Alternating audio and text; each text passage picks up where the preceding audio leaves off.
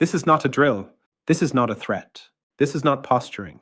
At 0417 UTC on May 6, 2026, the Islamic Revolutionary Guard Corps Navy implemented what it is calling indefinite closure protocols for the Strait of Hormuz. And in the 14 hours since that announcement, global financial markets have entered the most severe crisis since the 2008 collapse. Oil prices have spiked to levels not seen since the 1970s.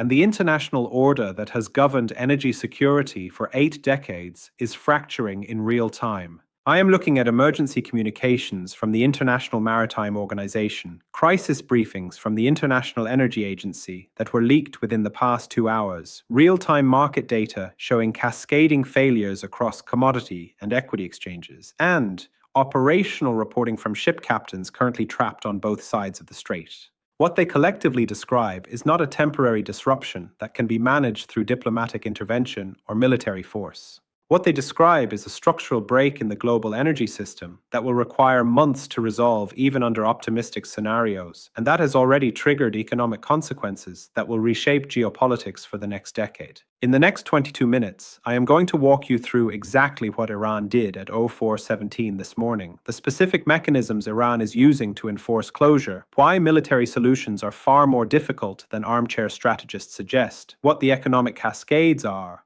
that are already in motion and cannot be stopped, how long this closure is likely to last based on the only historical parallel we have, and what this means for your daily life, whether you live in Los Angeles, London, or Lagos, because this affects everyone. This is Daily Brief, and what we are covering today is the most consequential geopolitical event since the collapse of the Soviet Union. Subscribe now if you have not already. Let's start with what Iran actually announced and what it means operationally, because the language being used is precise and the actions being taken are comprehensive.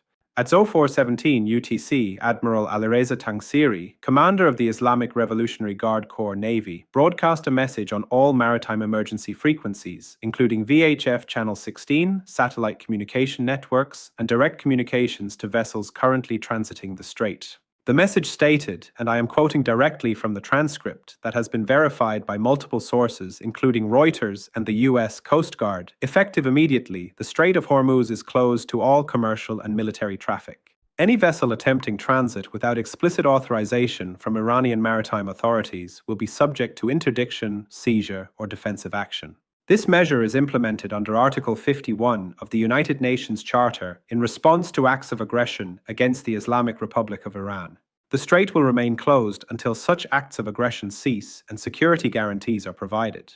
Within 90 minutes of this announcement, Iranian forces had deployed across the strait in a pattern that demonstrates months of planning and coordination. According to satellite imagery from Planet Labs, analyzed by multiple defense intelligence firms and reported by the War Zone, Iran positioned approximately 23 fast attack craft, 12 Ghadir-class mini-submarines, and an unknown number of naval mines across the primary shipping channels. Iranian coastal artillery and anti-ship missile batteries were activated at 17 positions along the northern and eastern shores of the strait. Iranian fighter aircraft began continuous combat air patrols overhead. This is not a blockade in the traditional sense, where Iran is simply preventing vessels from moving through. This is active closure, where Iran has physically occupied the waterway with military forces prepared to engage any vessel that attempts passage. Subscribe if you are watching this and understanding that we are witnessing a historical inflection point that will be studied and debated for generations. Now let me explain why Iran took this action and what calculations are driving this decision. Announcement number 1, Iran's closure of the strait is a direct response to events that occurred in the 72 hours preceding the announcement. And this matters because understanding the triggering events is essential to assessing how long this crisis will last.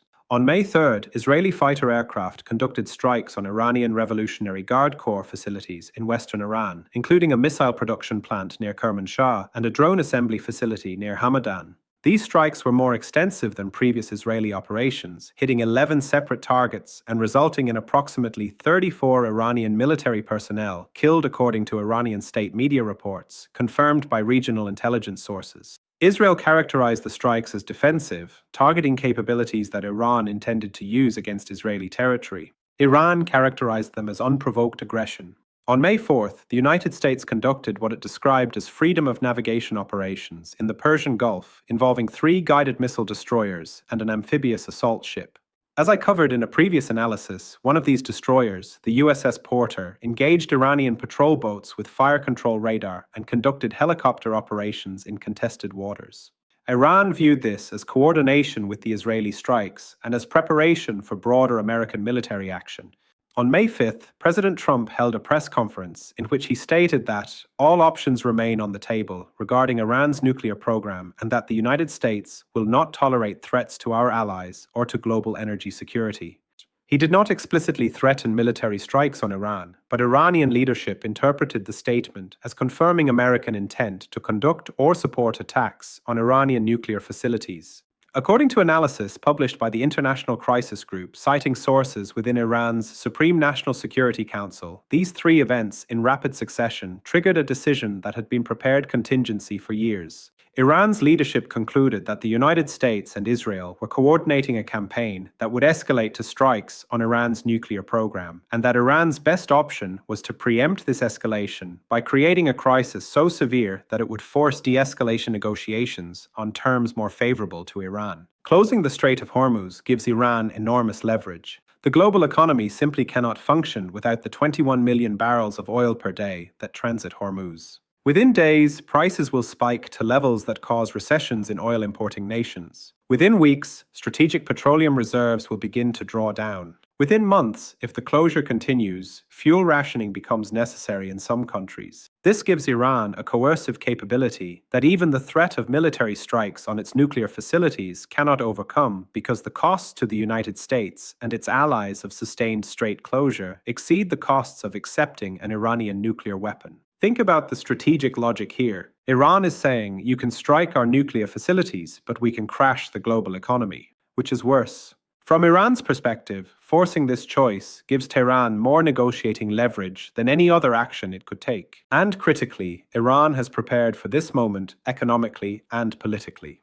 Iran's oil exports have already been reduced by sanctions, so additional loss of export revenue in the short term is manageable. Iran has stockpiled food, fuel, and essential goods sufficient for several months. And Iran's leadership has consolidated domestic political support by framing this as defending national sovereignty against foreign aggression.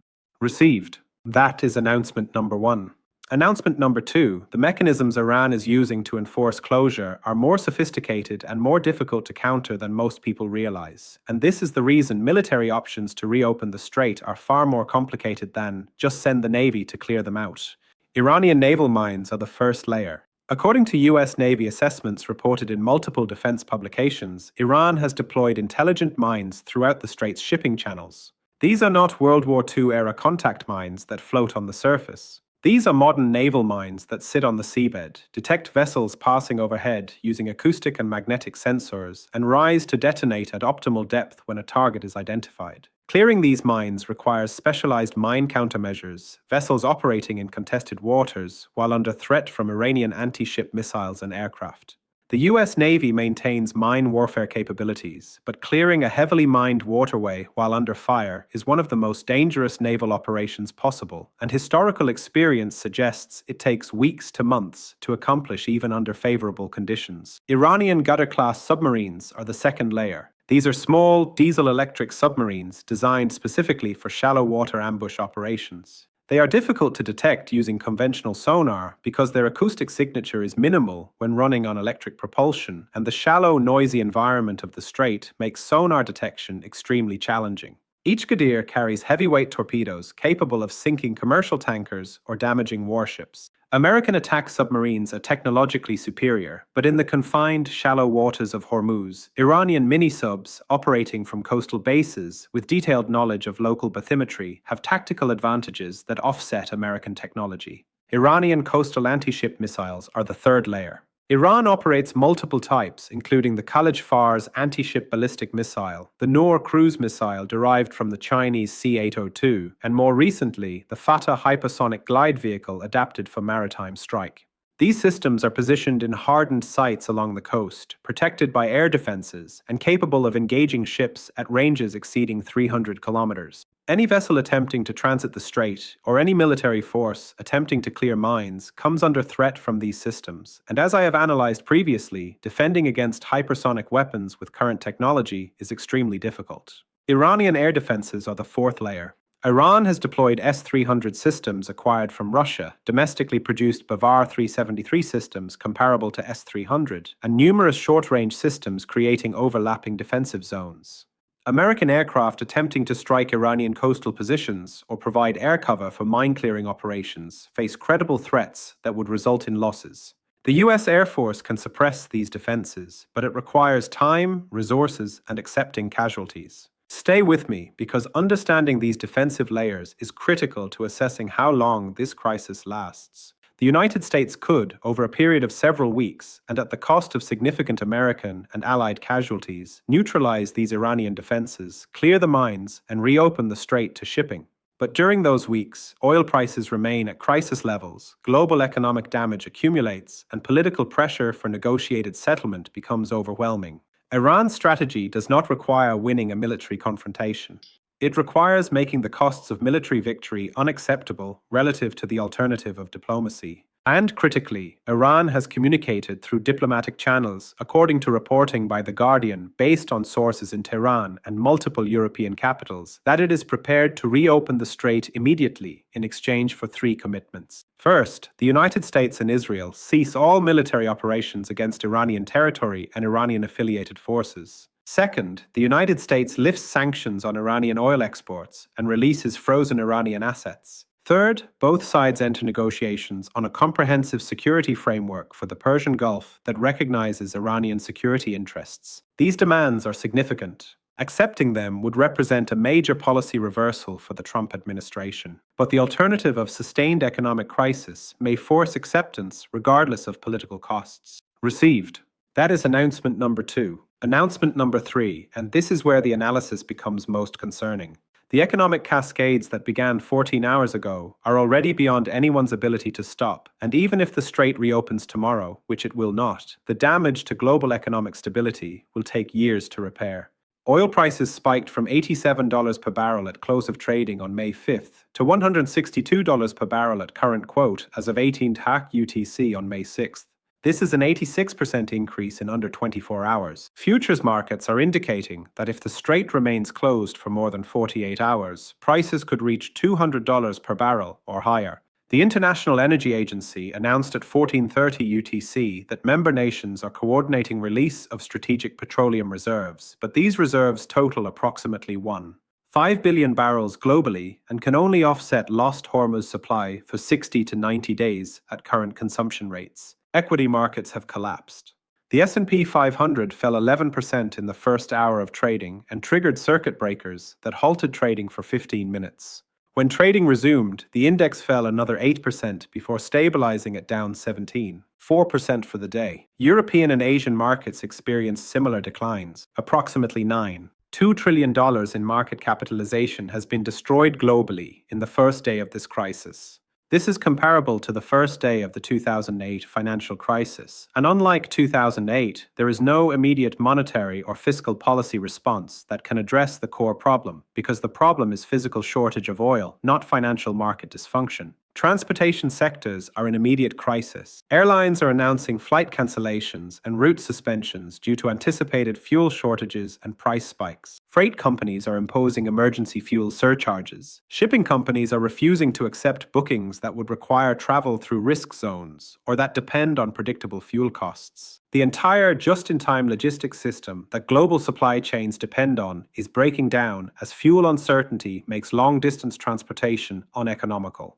Manufacturing sectors dependent on petrochemical inputs are announcing production halts. Plastics, fertilizers, pharmaceuticals, and thousands of other products require petroleum or natural gas as feedstocks. When oil prices spike to current levels, many manufacturing processes become economically non-viable. Production stops, workers are furloughed, supply chains fracture. Food prices are spiking because modern agriculture is utterly dependent on diesel fuel for tractors and transportation, natural gas for fertilizer production, and petroleum derivatives for pesticides and herbicides. The Food and Agriculture Organization issued an alert at 16 SARA UTC that if the crisis extends beyond 30 days, global food security will be threatened, particularly in import-dependent regions, including the Middle East, Sub-Saharan Africa, and parts of Asia. Think carefully about what this means for ordinary people's lives. If you drive a car, your fuel costs just doubled and may double again. If you heat your home with oil or natural gas, your bills are about to spike.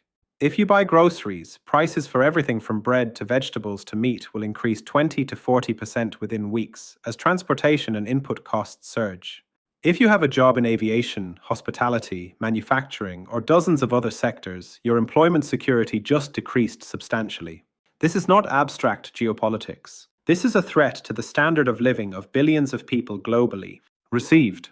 That is announcement number 3. Now let's talk about the only historical precedent we have for this situation, because it tells us how long this crisis is likely to last and what the resolution will look like. In September 1980, Iraq invaded Iran, initiating the Iran-Iraq War. One of the war's most significant features was the tanker war, during which both nations attacked oil tankers transiting the Persian Gulf. Between 1984 and 1988, approximately 543 ships were attacked, 62 were sunk, and Gulf oil exports were severely disrupted. The United States responded by reflagging Kuwaiti tankers with American flags and providing naval escorts, Operation Earnest Will, to protect shipping. This operation required 42 U.S. Navy vessels operating continuously in the Gulf for 4 years. Even with this massive commitment, shipping costs increased dramatically and approximately 30% of Gulf oil exports were disrupted. But the tanker war did not involve complete closure of the strait. Ships continued to move, albeit at higher risk and cost. What we are experiencing now is more severe. Iran has physically closed the waterway, not merely threatened shipping transiting it. The historical parallel suggests that reopening requires either negotiated settlement with Iran or sustained military campaign to neutralize Iranian capabilities. Negotiated settlement during the Iran-Iraq War took 8 years and required both nations to be exhausted. Military campaign to neutralize current Iranian defenses would take months and result in thousands of casualties. The Biden administration, if it was still in office, would likely pursue immediate diplomatic engagement to de-escalate. The Trump administration faces political constraints that make rapid diplomatic reversal difficult. Trump's political brand is built on strength and maximum pressure. Accepting Iranian demands after Iran has seized control of the global energy choke point would be perceived as weakness by Trump's political base and by many in Congress. But the economic costs of not accepting those demands are catastrophic and immediate. This creates a political dilemma with no good solutions. Accept Iranian terms and face domestic political backlash. Refuse Iranian terms and watch the American and global economy crater. Launch military operations to forcibly reopen the strait and accept American casualties while oil prices remain elevated for months. European allies are already pressuring Washington to negotiate. French President Macron and German Chancellor Scholz released a joint statement at 15 UTC calling for immediate diplomatic engagement to resolve the strait crisis and restore global energy security. Chinese Foreign Minister Wang Yi offered to mediate negotiations between Iran and the United States, proposing talks in Beijing. Russian President Putin stated that unilateral Western actions have created this crisis and multilateral approaches are required to resolve it. What this diplomatic activity signals is that American allies and competitors alike recognize that only negotiation will resolve this quickly enough to prevent global economic catastrophe. Military options exist, but they take too long and cost too much to be politically viable. So where does this leave us? Let me outline 3 scenarios for how this plays out. Scenario 1. Rapid diplomatic resolution within 7 to 14 days. Trump authorizes back-channel negotiations, potentially through Omani or Swiss intermediaries. Iran and the United States reach a framework agreement that includes temporary ceasefire, partial sanctions relief, and commitment to comprehensive negotiations. Iran reopens the strait conditionally. The likelihood of this scenario is approximately 40%. It requires Trump to accept political costs of negotiating from a position of perceived weakness, but economic pressures may make this unavoidable. Scenario 2. Extended crisis lasting 30 to 90 days. Trump refuses to negotiate, or negotiations fail to reach agreement quickly. Oil prices remain above $150 per barrel. Strategic petroleum reserves are drawn down substantially. Global economy enters recession. Eventually, economic and political pressures force both sides to compromise, but not before massive damage is done. The likelihood of this scenario is approximately 45%. It aligns with historical patterns of crisis escalation and delayed diplomatic resolution. Scenario 3: military confrontation and prolonged conflict. Trump orders military operations to forcibly reopen the strait. Iran responds by striking US forces and allied targets throughout the region. The conflict expands beyond the strait itself. Even if the United States eventually prevails militarily, the economic costs and geopolitical consequences are severe and long-lasting. The likelihood of this scenario is approximately 15%. It is the least likely, but carries the most catastrophic consequences. I think scenario 2 is most probable. Trump will delay negotiations, hoping Iran backs down, or economic pressure becomes unsustainable for Tehran. But Iran has prepared for this economically and politically and can outlast expectations. Eventually, after substantial economic damage, negotiations occur and a compromise emerges. But the delay will cost trillions in economic value and will accelerate the shift toward a multipolar order where American primacy is no longer assumed. Here are the questions you need to consider. First, how long can your personal finances withstand fuel and food price spikes of the magnitude we are seeing? Second, what does Iran's willingness to take this action tell you about the effectiveness of sanctions and military threats as coercive tools? Third, what does the global response to this crisis tell you about whether American leadership is still accepted or is being contested? Tell me in the comments how this crisis is affecting you personally and what you think happens next. Tell me whether you think Trump negotiates quickly or holds out. We will continue providing updates as this situation develops. That is what Daily Brief does every day. Subscribe now. Share this with everyone you know because this affects everyone. Turn on notifications and we will see you in the next update.